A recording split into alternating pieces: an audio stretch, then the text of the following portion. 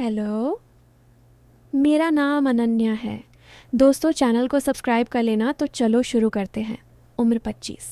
मैं एक छोटे से कस्बे के किनारे वाले मोहल्ले में रहती हूँ। मैं थोड़ी सी शरारती हूँ। मतलब जो बात दिल में उठती है, कभी कभी आंखों की गहराई में और कभी होठों की हल्की मुस्कान में नज़र आ जाती है। आज तुम्हें एक ऐसी कहानी सुनाने वाली हूँ जो मैंने आज तक किसी को पूरी तरह नहीं बताई। उस दिन घर में अजीब सी खामोशी थी। दादी ने सुबह ही कहा था कि पुराने आंगन वाले कमरे की लकड़ी की बड़ी पेटी खोलकर देखनी है। सालों से बंद पड़ी थी। पापा दफ्तर चले गए थे, मम्मी अपनी बहन के यहाँ, भाई कॉलेज। घर में सिर्फ मैं, दादी और यश थे। यश हमारे ही मोहल्ले का है। बचपन से एक गली में बड़े हुए। उसके पापा और मेरे पापा पुराने दोस्त हैं। पिछले 2 साल से यश हमारे घर ज़्यादा आने लगा है, काम सीखने के बहाने।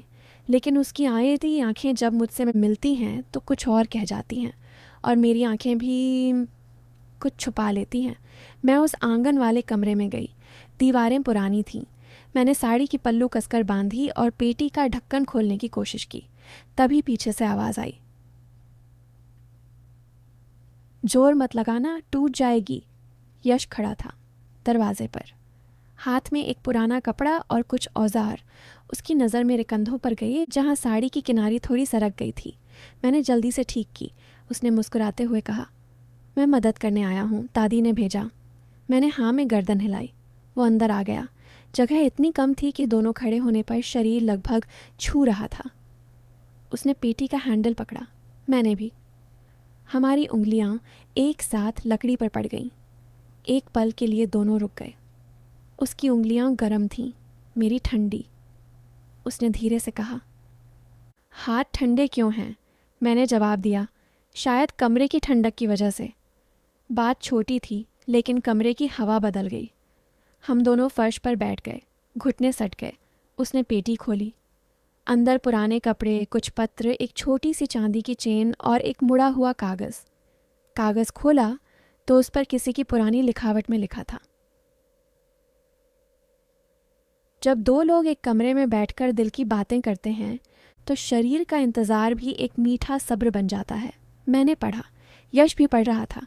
उसकी सांस मेरे गाल के पास आ जा रही थी। मैंने कागज़ को धीरे से मोड़ा। उसने मेरा हाथ पकड़ लिया, सिर्फ उंगलियां। बोला, ये वाक्य आज भी सही लगता है ना? मैं चुप रही। दिल जोर से धड़क रहा था। लोगों को अगर ये पल दिख रहा होता तो सोचते, अब तो कुछ होने वाला है। कमरा खाली था, घर लगभग खाली था। दादी आंगन में बैठी थी। यश का हाथ अभी भी मेरे हाथ पर था। उसने उंगलियां थोड़ी और फैला दी। मेरी हथेली पूरी तरह उसकी हथेली में समा गई। नन्या, उसने धीरे से बुलाया। हम, मैं तुम्हें बहुत दिनों से कुछ कहना चाहता था। मैंने सांस रोक ली। क्या? वो बोला, तुम जब चुप रहती हो तब भी बहुत कुछ कह जाती हो, और जब शर्माती हो तो दिल और तेज़ चलने लगता है। मैंने अपना हाथ खींचने की कोशिश की, लेकिन उसने छोड़ नहीं। उल्टे दूसरी हथेली से ढक लिया। गरम, बहुत गरम। मैंने कहा, यश, दादी आ सकती हैं। वो मुस्कुराया, आएंगी तो सही, लेकिन अभी नहीं आई। हम दोनों बैठे रहे। पेटी के पत्र एक एक करके निकाले। पुरानी यादें, पुराने नाम। बीच बीच में उसकी उंगली मेरी उंगली से रगड़ जाती, कभी जानबूझकर, कभी अनजाने। एक पत्र में किसी ने लिखा था, रात भर बातें करते रहना, सुबह होने देना, बाकी सब बाद में। यश ने वो वाक्य ज़ोर से पढ़ा, फिर मेरी ओर देखा। आंखों में वही बात थी जो उकसाती है कि अब तो आगे बढ़ेगा। लेकिन उसने सिर्फ इतना कहा, शायद पुराने लोग भी हम जैसा सोचते थे। मैंने जवाब दिया, शायद। तभी आंगन से दादी की आवाज़ आई, बच्चों पानी पी लो। हम दोनों उठे। कमरे से निकलते समय उसने मेरा हाथ फिर पकड़ा, संभल के। हाथ आंगन तक नहीं छोड़ा। दादी ने दोनों को देखा, मुस्कुरा दी, कुछ नहीं कहा। पानी पीते समय यश की नज़र बार बार मेरे गले पर जा रही थी, जहाँ एक छोटा सा मोल था। उसने धीरे से कहा, ये मोल बचपन से है ना? मैंने हाँ कहा। उसने अपनी उंगली बढ़ाई जैसे छूने वाला हो, लेकिन रुक गया। सिर्फ हवा में ही रह गई उंगली। रात को सब सो गए। मैं छत पर चली गई। चांद निकल आया था। ठंडी हवा चल रही थी। तभी सीढ़ियों की धीमी आहट। यश, हाथ में वही चांदी की चेन, ये तुम्हें देनी थी, उसने कहा। दादी ने कहा था कि ये किसी खास को ही दी जाए। मैंने चेन ली। उसकी उंगलियां मेरी हथेली पर रुक गईं। मैंने पूछा, खास कौन? वो पास आया, दीवार के सहारे खड़े हो गए। दूरी इतनी कम कि सांसें एक दूसरे में मिल रही थीं। उसने धीरे से कहा, जो दिल से अपनी लगे, जो इंतज़ार करना जानती हो। मेरा दिल तेज़ धड़कने लगा। छत खाली थी, घर सोया हुआ था। उसने मेरा हाथ दोनों हाथों में ले लिया, उंगलियां फंसा लीं। अनन्या, मैं तुमसे प्यार करता हूँ, बहुत दिनों से, और मैं चाहता हूँ कि तुम मेरी पत्नी बनो, लेकिन जल्दबाजी में नहीं, पहले दिल पूरा अपना लो। मैं चुप रही। उसकी अंगुलियों का दबाव बढ़ गया था। मेरी साड़ी की पल्लू हवा में उड़ी तो उसने दूसरी हाथ से उसे दबा दिया, कंधे पर। हाथ वहीं रुक गया, सरका नहीं, आगे नहीं बढ़ा। मैंने फुसफुसाकर कहा, और अगर मैं कहूँ कि दिल तो पहले से ही। वो मुस्कुराया, तो भी शरीर का इंतज़ार रहेगा, क्योंकि तुम मेरे लिए एक रात नहीं हो। तभी नीचे से किसी कुत्ते की भौंकने की आवाज़ आई। हम दोनों अलग हो गए। यश ने चेन मेरी हथेली में दबाई और बोला, ये रख लो, कल बात करेंगे। अगले दिन घर में फिर मौका निकला। मम्मी बाजार गई थीं, पापा दफ्तर, दादी दोपहर की नींद में। मैं रसोई में थी, चाय बना रही थी। यश बिना बताए किचन के दरवाजे पर खड़ा हो गया। चाय पिलाओगे? मैंने हाँ कहा। चाय देते समय उंगलियां फिर छू गईं। इस बार उसने जानबूझकर उंगली दबाई। मैंने आंखें उठाकर देखा, वो मुस्कुरा रहा था। मैंने कहा, लोग देख लेंगे। वो बोला, देख लें, मैं छुपाना नहीं चाहता। फिर उसने मेरा हाथ पकड़ लिया। रसोई खाली थी। उसने मेरा हाथ अपने सीने पर रख दिया। दिल की धड़कनें हथेली में साफ महसूस हो रही थीं। ये सुनो, उसने कहा, ये तुम्हारे लिए धड़क रहा है, बाकी सब बाद में। मैं समझ गई।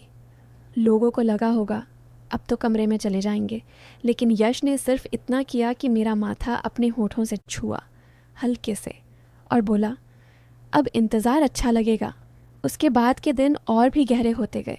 कभी आंगन में कपड़े सुखाते समय अचानक पीछे से आ जाना, कंधे पर हाथ रखना, लेकिन आगे नहीं बढ़ना। कभी रात को छत पर बैठकर पुरानी बातें करना। एक दिन घर की पुरानी घड़ी ठीक करने आया। छोटा सा कमरा, दोनों अंदर।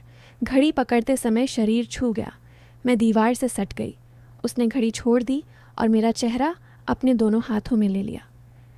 अनन्या, मैं तुम्हें छूना चाहता हूँ, लेकिन अभी नहीं, जब तुम पूरी तरह मेरी हो जाओगी तब।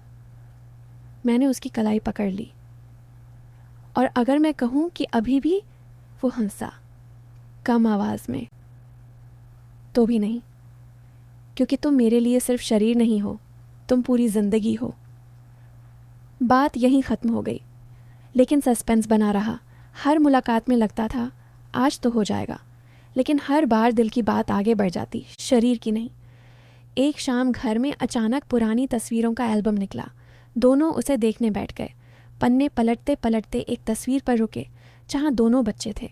यश ने मेरा हाथ पकड़ लिया और बोला, तब भी तुम मेरे पास बैठती थी, अब भी। मैं चुप रही। उसने मेरा हाथ अपने गाल से लगाया, गरम, फिर छोड़ दिया। सिर्फ इतना। शादी तय हो गई। दोनों घरवाले राजी हो गए। शादी से एक रात पहले यश आया। घर में फिर अकेलापन था। दादी सो गई थीं। यश मेरे कमरे के दरवाजे पर खड़ा हो गया। अंदर आऊं? मैंने हाँ कहा। वो अंदर आया, दरवाज़ा बंद किया, पास आया। कमरे में दिया जल रहा था। उसने मेरा हाथ पकड़ा और बोला, कल से तुम मेरी पत्नी हो। आज सिर्फ इतना कहना है कि मैं तुम्हारा इंतज़ार कर रहा हूँ, सही तरीके से। फिर उसने मुझे गले लगा लिया, लंबे समय तक। दिल की धड़कनें एक हो गईं, लेकिन उससे आगे कुछ नहीं। उसने मेरे बाल सहलाए और बोला, सो जाओ, कल नई जिंदगी शुरू होगी। सुहाग रात आई। कमरे का दरवाज़ा बंद हुआ। सोचा अब मज़ा आएगा, लेकिन यश ने पहले मुझे गले लगाया, फिर मेरा चेहरा अपने हाथों में लिया और बोला, अनन्या, पहले मैं तुम्हें एक बात बताना चाहता हूँ। मैंने पूछा, क्या?